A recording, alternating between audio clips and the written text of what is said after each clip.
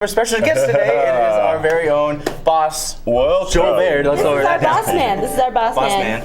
Joel Baird. How do you do, morning show viewers? So tell us about the new and exciting thing about what we're doing in live stream. So this live stream, the gravitas of this situation, having the Supreme Court hearing for the City of Missoula versus Mountain Water, oral arguments for and against the city's condemnation of the water distribution system.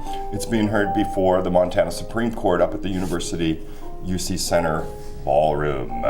So we were so worried it wasn't going to work, right?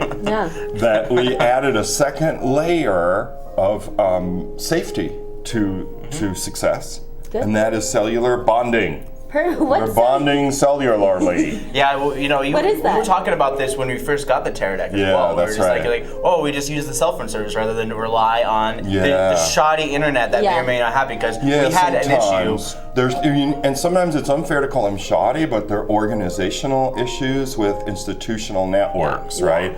So the University of Montana, I'm sure they have a wonderful network, but sometimes there's firewalls in there, or we've had wonderful experiences with Missoula County Public Schools, right? Yes. We want to do live sports from Sentinel High School, where we have our Sentinel Media Academy, and then some days we find it works, other days we find it does not work. It's because they want to be. You got to be safe, lower right? liability. Yeah. They're just like we just block everything, and don't worry about it. And even if it's So this cellular bonding service that MCAT's going to offer all the area civic groups, nonprofits, and what have you will enable us to go live from any location. We could go live from the M. We could go live from the top of Waterworks Hill, where you'll be doing this show in the next season. We can go live from the University Center. That's right. Like we're taking a look right now at the introduction to the court case before the Montana Supreme Court.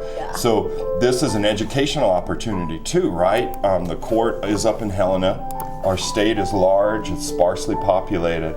So anything we can do to try to bridge the geographical divide, not just the digital divide, seems like a plus for everybody involved. So some of the more exciting things we can do with cellular bonding is parades right out there on the street at the best location. Because so far we've been getting our Ethernet, we can get in hardline from the Western Montana Community Center. But now we're free. And so explain the concept of cellular bonding. What does that mean? How does this work? I think it's that interesting about. I guess the simple way to describe it was just like you using cell phone service because it says Verizon on one of the ports, so it's kind of like and AT&T on the other, right? So it's using the cell phone towers to transmit the data, but because the data is pretty large, like a lot of people do FaceTime on their iPhone or some other application, it can get really sketchy and interrupted and so on.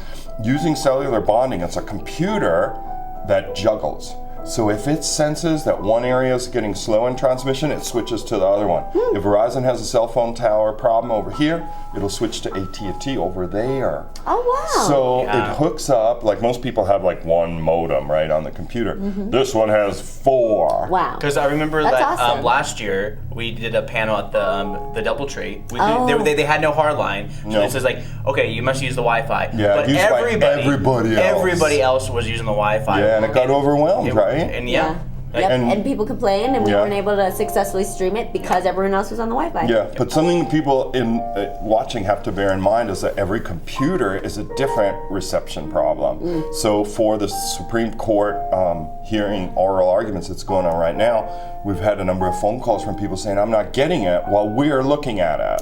So it could be a problem with their computer at home. So it's kind of like we're in a wonderful world, right? Where more things are happening in a year than happened in the last 100 years or something. But a switch between platforms. A lot of people are watching TV, and we know TV is getting outdated.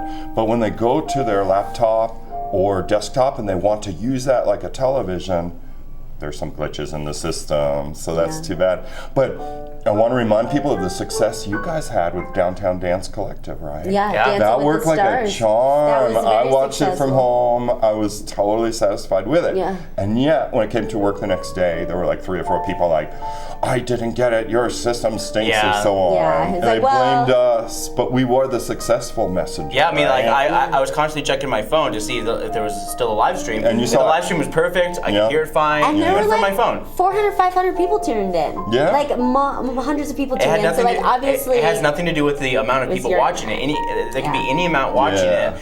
Yeah. But it's all about like a personal. What's going on in your house? What's going on in your institutional network? Yeah, right. So it's just, I guess it's growing pains or shifting pains, from a TV-based dissemination of information to an internet-based, right, where a lot of stuff was picture and text, to now like the demand for movement and sound, I know. which puts a strain on every system. Because like Google, every year they pick like 10, 15 towns to put in their Google Fiber to help bring the internet up and up Infrastructure like is a major problem with this. Like it seems like magic, but it's based on hard labor and figuring things out. Because the people who promise that they have the highest speed internet is Charter, our cable provider here, is that they say, okay, you're going to get 60 megabytes a second.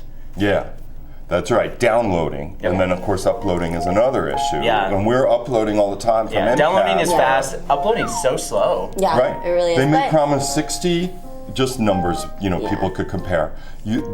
A provider may say you're going to get 60 coming down, but if you want to upload stuff, video and so on, you're only get like 3 or 4. So that's the ratio, like 15 to 1. So it's an interesting age. But if people are watching and they're part of a group, civic group, what have you, nonprofit, and they say, wouldn't it be great to live stream my event out at the old barn, down on the street corner. Anywhere. Yeah, give us a call at MCAT 542-6228 and we can talk about this live streaming. It's somewhat expensive, right? We have to pay for the data transmission, and to make sure it works, we're now taking it from 2 sources, AT&T and Verizon. And this coordinating, the computer juggler that makes it all happen, another $100 a month. And so we still have our media assistant grants, We but if you do indeed. want the live stream, that's going to be something completely different now. Well, really the same, unless you consider paying money for something completely different. In order to defray the costs, and I did a little impromptu survey on this. I got 40-ish responses asking various nonprofit groups with whom we've done collaborations in the past, could you guys afford $50? Each time you used it to defray the costs, and the response was overwhelmingly positive. Awesome, great. So we'll probably be releasing some protocol on it, right? Yeah. But so much better than where we were before, where we just don't know if that thing's going to work. And we were suggesting that we'd ask people to go to their IT people in organizations, right? And say, this is the MAC ID of our sender. You have to make sure it's whitelisted and you have to sign a quality of service to it. And they're like, what are you talking about, right? And then we get them like maybe like a week or two. It would be like, but most of the time, one of the issues with people who want us to go and film their event, especially live streaming, is that they always ask us maybe a day or 2 in advance. Even if it's a week in advance, it's still we still need time to set up and figure it out and go in there and look to see what we need to do. That's right. But you guys, on a different note, today is MCAT's 26th year anniversary. Isn't that something? I know. Thanks, Noel. I totally forgot. I remember this morning. Yes, 26 years ago today on Earth Day, in this very converted studio garage, MCAT made its first live cable cast. Everybody was here just to kind of like just be on camera going, hi, how's it going? Not sure. That's right. There were a bunch of people in the corner turning, cages to generate the electricity so that it would work. They go in the back room and just like, hey, how you doing back here? It's I'm doing fine. I'm switching cameras. Yeah, I mean, it was really an interesting vision, and what better flower for the vision that this morning, 26 years later, we are sending a signal live from a hearing of the Montana Supreme Court. So How great. the people back then couldn't have imagined the glory we face today. It's true. But it's kind of true. And the live streaming capabilities, I think, are just really the important. stars, and they, you know. and are really propelling us. And The people that started MCAT, advocated for MCAT in the early 1980s, many of whom have passed away by now, would have pooped themselves if they saw what this technology could do. Yep. And I was looking at the live stream up at the UC Ballroom, before the proceedings started, and I was like, oh my gosh, there's Will Snodgrass and Lorraine Wilson. Oh my gosh, there's Jim Vallejo. Yeah. Oh wow, Jenny Miriam's got there. So in a way, when we talk about these technologies being employed in a medium-sized city like Missoula, it really points up how it does create a sense of community, right? Because everybody's playing with the same toy or a faction. People are like, this is going on. So that's kind of a warm. Yeah. And Not quite fuzzy, but it's warm. it's warm. And we're also, Yeah. besides like streaming on our local live channel, we're also going to try to plan on streaming YouTube, Facebook, all those like live streaming. We can simultaneously stream with this technology to our Facebook page, to YouTube, to live stream. So that if people get confused and they hear in the grapevine something's going on, if they go to one of our outlets, they'll be able to find live streams. And the really cool thing about live streaming on Facebook is that everybody who likes us on Facebook gets a notification of the live stream right on their Facebook page. Yeah, that's right. Another thing, so what's a big deal about going live is its interactive possibilities, right? Like Downtown Dance Collective shoot you guys did, the package you put together for them was a really good example of that technology because it had that interactive. People were voting on the best dancing couple in real time. Yes. So for that to happen, they had to have a two-way communication with the location, which was Top Hat. Yeah. But imagine other places out there that want to do like a call-in show about some issues. They could do it right from their office. It could be done like from a campus dorm. Anyway, that's something for people to put their imagination this is so to. exciting. But let's switch gears. We only have about so much time, but let's talk about the last 2 episodes of Missoula Live. Yes. You also do a morning talk show. Oh, you mean for the he season? does For an the afternoon talk show. season. Yes, Joel does an afternoon talk show. It's every other Monday, channel 189 at 4 p.m. Right, and then it repeats every day for the next 13 days at all different times of day. So if people go to MCAT.org, put in Missoula Live into the VOD search schedule thing, they'll be able to check out all the times. And of course, Scott puts it up on YouTube right after it's done. And so you've got 2 episodes left of your season. Of the season. Who are some of your featured guests? I haven't a clue. Nonprofit. It's all about it's a Nonprofit. cornucopia of nonprofits throughout But the campaign. it's not all about like social service or whatever. There might be people about land acquisition for open space. There might be people coming from the government to talk about. Yes. Oh, I know this. Susan Renault will be coming to talk about the Memorial Day observances. Oh yeah. Great. And Yeah, there's someone else. I can see them right at the top of my list, but I can't remember who they are. Yeah. So anyway, that will take a summer hiatus. Yes. Hooray! Joel's very happy about that. It'll be nice. It would come back in September. Summer's when things get busy for me. Yeah. Right? But you guys have done a remarkable job on this show too. Let's hear it, people. Thank you. Thank you. And Asaph. Thank you very You've much. told people, right, that Asaph volunteers his time Yes. to play piano and enhance. It's my pleasure. It's just my pleasure. And he gets here early in the morning 3 days a week to bring a little beauty into this sacred space, Yep. our garage true. studio. Thank you, Asaph. Thank you. Yeah, you know it. I think, too, we should remind people how to find this Supreme Court live stream. Right? All right. Yep. You may want to reload that so it doesn't have the So irritating ring around the collar, So you basically go to MCAT.org. right? You see his page. You see Yeah, like us on Facebook. Yeah, Why not? Yeah, why not? It's great. right Do your there. summer camp program. All you got to do, so let's zoom in a little more, is you Yeah. go to our local live tab on there. MCAT.org. You click on it. We'll zoom back out. Yeah, zoom and of back course, you out. can click on this button and it will play. But of course, you can always do the full screen as easily as just going to, and it brings up this little page, Yeah. and you can just put full screen, and then you can start listening to it. Well, she still has a ring around the collar on this device, but each device is kind of Yeah. behaving differently, and that's one of the challenges, right? That each device is going to have a little different approach to video live streaming these days. Yes. There, I think you Yes, cleared it, and now- right? I guess it's only when I like pause it and then I play it. We had to pause it and replay it, but there you go, without the ring around the collar. Yeah. But yeah. So this, once again, people in TV land are the opening contextual introduction Yep. from the Blewett Law School at the University of Montana. Yeah. Well, So at 9 o'clock, right?